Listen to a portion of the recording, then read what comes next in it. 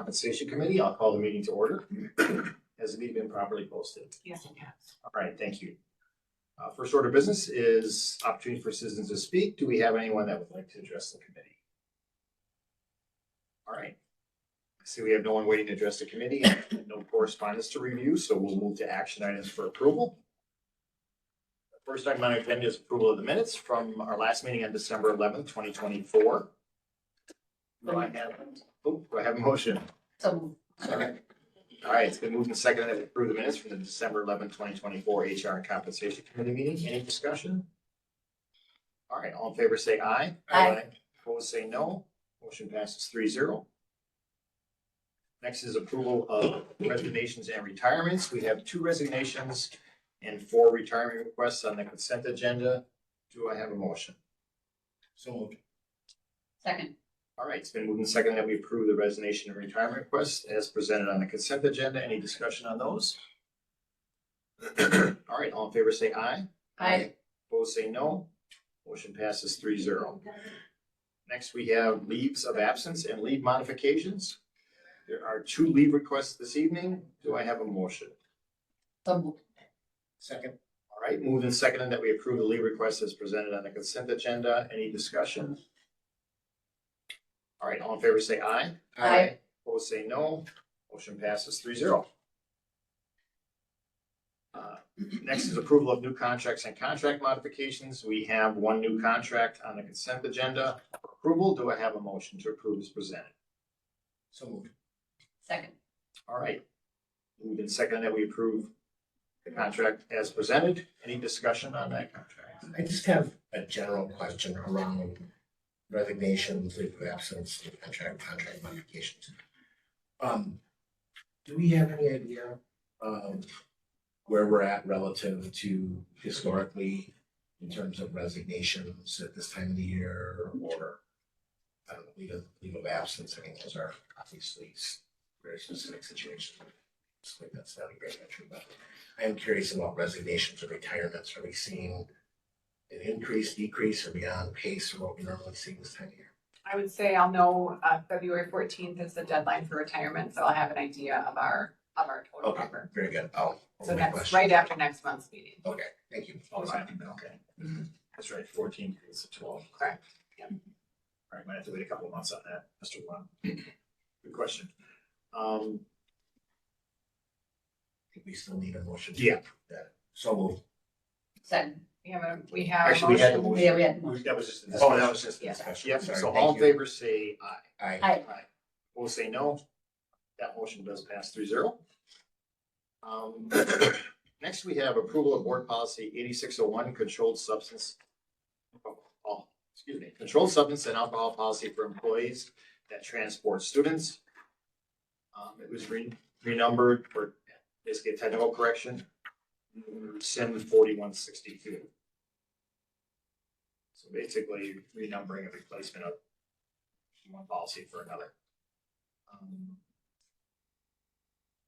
All right, do I have a motion to approve board policy 8601 and rescind board policy 4162? Point of order. So is this a technical correction, or are there technical corrections embedded within actual policy changes that we need to make? There's technical corrections within the renumbered 8601 Okay, that was 4162, but the fact that it's renumbered, I think Yeah. that's the thought process behind making it an action item. Not the technical Requiring it to corrections, be but the readopted. renumbering. Yes. okay. Thank you for Good question. I can also just notice there's just a few word, kind of grammatical word changes, but nothing else appears to be changed. Right. All right, any other discussion? All right, do I have a motion? So moved. second. All right, it's been moved and seconded that we approve board policy 8601 and rescind board policy 4162. All in favor say aye. Aye. Aye. Opposed say no. Motion passes 3-0. Next item on our agenda is a discussion and possible action. So the committee is going to discuss possibly act on board policy 3216, which is professional staff dress and appearance. Policy 4216, support staff dress and appearance. If you recall, we discussed this last month, and there were some recommended changes that Mr. Wada had made, I believe. So those were in your board packet that included those changes. Any discussion on those changes and anything else with those policies? If I could, the reason I brought it forward after the technical corrections that were, insignificant was because of a very strong, personal reaction to the 2 paragraphs that were added, in 2021. At that point, I was in my gap years and wasn't on the board, and I did come and make a public comment about it. And so I just want to share a little bit about the change that I would like to recommend. There were 2 paragraphs that were added to the original Neola professional staff dress and appearance type of statement at that time. And there would appear in the document now as paragraphs 3 and 4. And I questioned what those 2 paragraphs were all about at the time that it was proposed in 2021. Like, what does this section actually mean? And by administrative interpretation, it was the board's intent to ban rainbows and safe space buttons.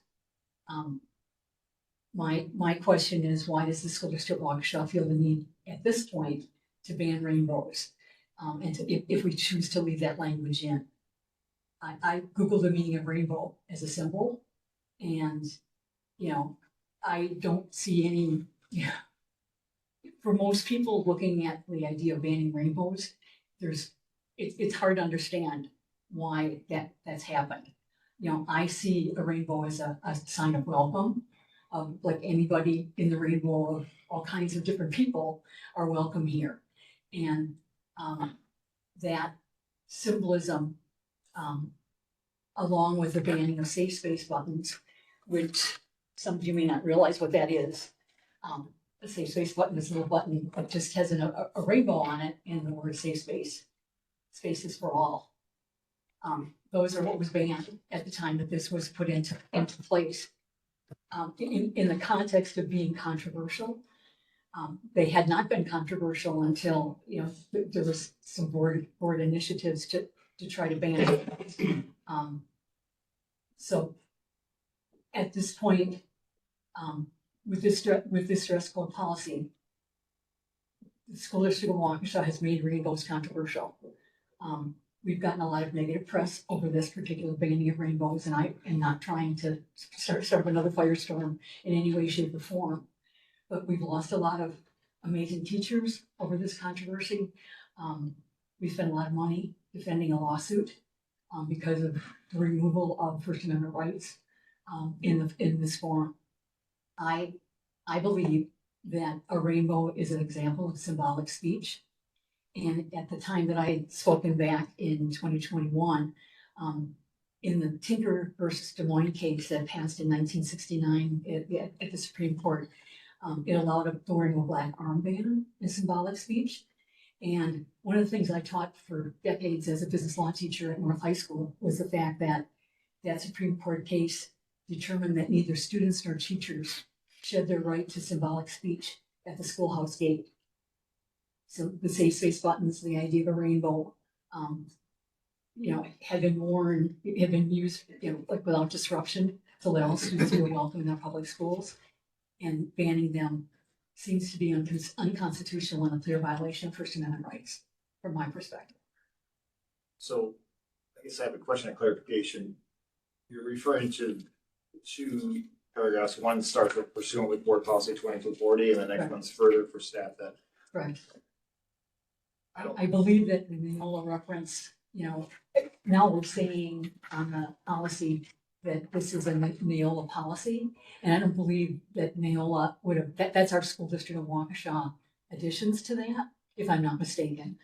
Because I don't think Neola would be speaking to rainbow banning. Well, this is what's confusing me, Ms. Boyd. I don't, Unless I'm missing it, I don't see rainbows in either of those. I don't see Paragraphs, it. so I- Where is that? In the statement, like I said, I asked what this was meaning, you know, at the time that Can it you was. clarify who you asked? The administration, Dr. Siebert had shared that, you know, yeah, and I have quoted in my original, it was the board's intent to ban rainbows and safe space buttons. The buttons are definitely clearly identified in the reference to getting rid of lanyards, masks, pins, or buttons. It was a safe space button that they were trying specifically to ban. And the idea of the masks had to be one solid color because they want to make sure that they were rainbow. So it's an inferred, but that was the motivation for this, and you can speak to that, my perspective here. Go ahead, Mr. Watt. Yeah, I have to say, I find this all very specious. First of all, the idea that you can infer from a policy that says nothing about rainbows or safe space buttons that it means rainbows and safe space buttons is a leap of logic I can't understand. If I was interpreting this policy, I would say any symbol that shows up on a mask, whether it's a peace sign, a MAGA symbol, a religious symbol, a elephant as if it were for the GOP, or a donkey as if it were the Democratic Party, would all be banned. That you interpret it that way is certainly your opinion, Ms. Voigt, but I don't see that in the policy, and for us to be arguing about it, to me, at this point in time, with an election coming up, I do not believe you are being genuine when you say you don't intend to light a firestorm. I believe the timing of this has been sitting out here in policy for what, 2 years now? 3 years? 21. Right. So we're December now in 21. year 3. Yeah. 3 plus. You have been on the board for nearly 2. This policy has not been addressed till now. It came up because it was under technical I'd like to correction. keep my time, please. Whether it came up under technical corrections, you as a board member have every right to put forward a policy proposal change at any time. To my recollection, there's never been a request for this to be brought forward. As for the interpretation of Tinker as it relates to this, I did some research on Tinker. It is a case around students wearing armbands in school. It has nothing to do with professional staff or the rights of a school district to govern symbols worn by teachers. Now, the justice who wrote the majority opinion certainly made a reference to the fact that students and teachers don't leave their First Amendment rights at the gate, but that does not address the specific dress code issues that school districts can employ and why. And while that may have been his opinion generally, the case dealt specifically with student rights, and even looking at what the ACLU has written about this. This is right from the ACLU website. The court found that the First Amendment applied to public schools and found that the First Amendment applied to public schools, and school officials could not censor student speech unless it disrupted the educational process. Now, if you want to extrapolate that out, you could say student speech or teacher speech unless it disrupted the educational process. My recollection of the debate around this was to get all symbols, all political speech out of the classrooms because they were inherently disruptive to the educational process. I see no reason to change this policy as it is currently constructed or proposed to amend, with one possible area that I may tackle once we get past this. But I find this to be a political, an attempt to politicize at a time when there is a school board election coming and bringing forward controversial topics in order to generate that public space when we had 3 years in which this could have been done and hasn't been.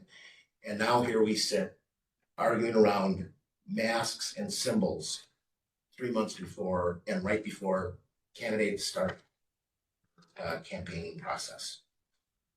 I think we should leave it exactly as it is, as I said, except for one possible amendment I may make.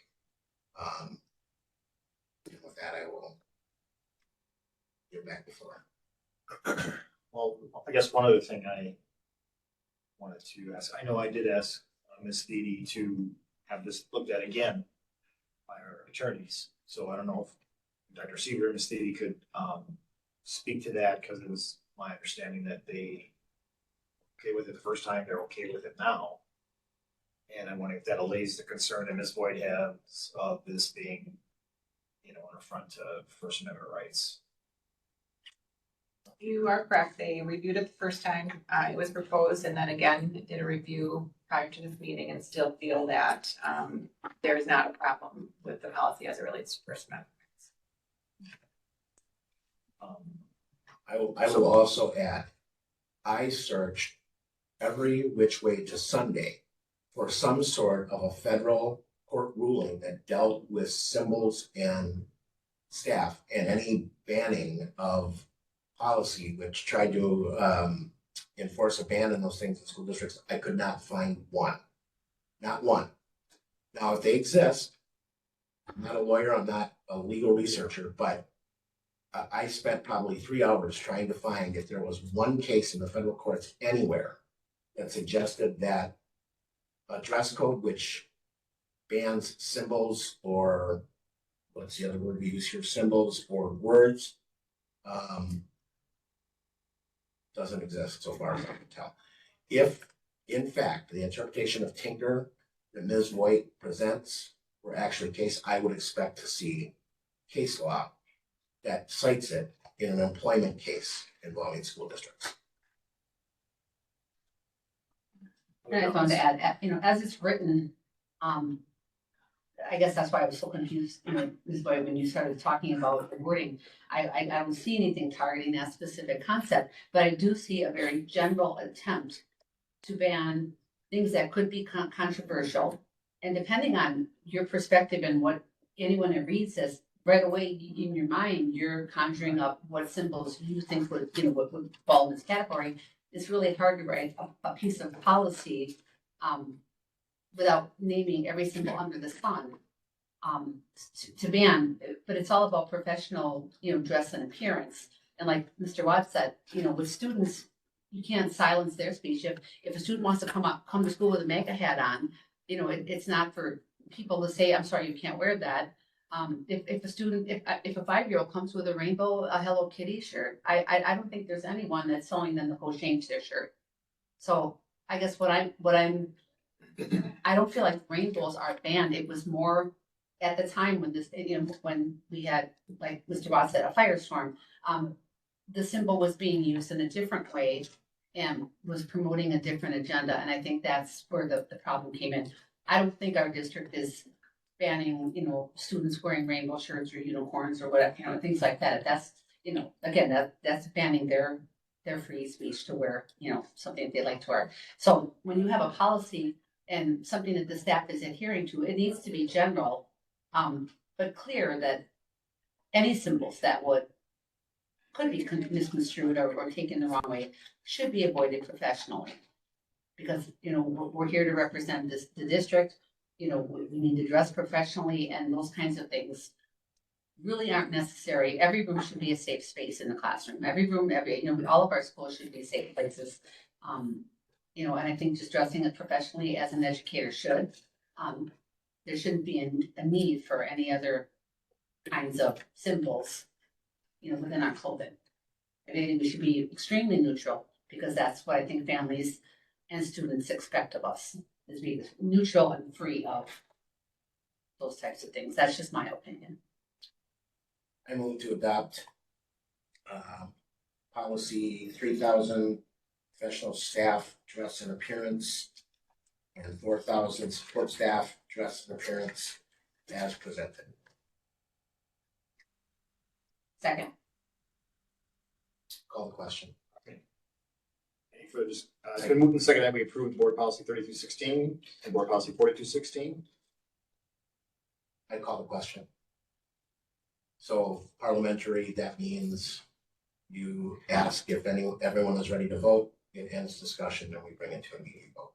Okay. So I call the question. So, Well, you gotta ask Does everyone agree to go to vote? Two votes. If two of us say let's go to vote, Yeah, then does everyone agree to go like a vote? yes. Aye. All right, all in favor, say aye. Aye. Opposed, say no. Motion passes 3-0. All right, next item on our agenda is discussion and information. We do not have any other discussion and information items. Lastly, other business for future meetings. All right, if you have ideas, you know who to email. Our next meeting is going to be Wednesday, February 12th at 6 p.m. right here in this room. Thank you all, meeting adjourned.